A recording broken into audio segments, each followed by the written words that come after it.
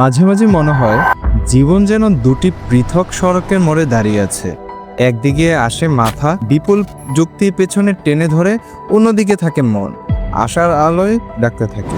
মাথা বলে একটু সাবধান, একটু ভুল পদক্ষেপ পুরো ছবি বদলে দিতে পারে। আর মন বলে চলো সেই অজানা পথে যেখানে রঙিন স্বপ্ন জাগে। এই দুই কণ্ঠের লড়াইয়ে ফেটে উঠে অন্তরে জমে থাকা বেদনা। অতিরিক্ত চিন্তা সত্যিই সব কাজকর্মে বাধা হয়ে দাঁড়ায়। যখন মাথা ঝুঁকি ফল হিসেব করে, তখন জীবনে অতি সাধারণ প্রশ্নগুলো যেন বড় ধাঁধা হয়ে দাঁড়ায়। এ না বি নিয়ে দ্বিধাদ্বন্দ্বের মাঝে আমরা প্রায়ই নিজেদেরই গলার নিচে জড়িয়ে পড়ি। এ না বি অথবা সি বেছে নেওয়া যায়, তুলির মতো আঁচলে আমরা স্থবির হয়ে যাই। যেমন ধরা যাক নতুন একটা চাকরির প্রস্তাব, মাথা বলে এটা সব দিক বিবেচনা করো, আর মন চিৎকার করে আমি চাই সাহসের সাথে এগিয়ে চলো। এই দোলাচলে অনেক সময় কোনো সিদ্ধান্তই নিতে পারি না। এভাবে অতিবাহিত করতে করতে একটা HSBC সমীক্ষায় দেখা গেছে জেড প্রজন্মের প্রায় 1/3 মানুষ সিদ্ধান্ত নিতে গিয়ে অনিশ্চয়তায় আটকে পড়ে, এবং 62% মানুষ মনে করে নিজেকে যথেষ্ট প্রস্তুত রাখা কঠিন। এইসব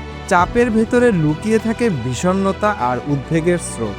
গবেষণায় দেখা গেছে জেড প্রজন্মের 84% মানুষ মনে করে মানসিক স্বাস্থ্যের একটা সংকট চলছে, এবং তারা অন্যান্য প্রজন্মের তুলনায় উদ্বেগ বিষণ্ণতায় বেশি ভোগে। তাই একের পর এক চিন্তার জোয়ারে আমাদের রঙিন স্বপ্নগুলো মাঝে মাঝে অচেনা ধুলোয় ঢাকা পড়ে যায়। শুধু প্রেম বা পরীক্ষা নয়, কেরিয়ার নিয়েও একই যুদ্ধ চলছে।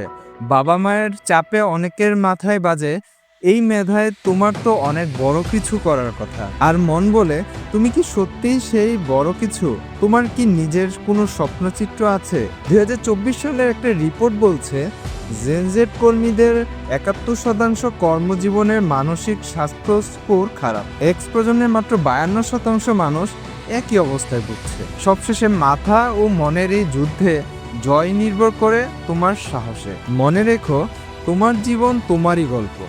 নিজের ইচ্ছার তালে নাচতে থাকলে আসল বিজয় তোমারই হবে।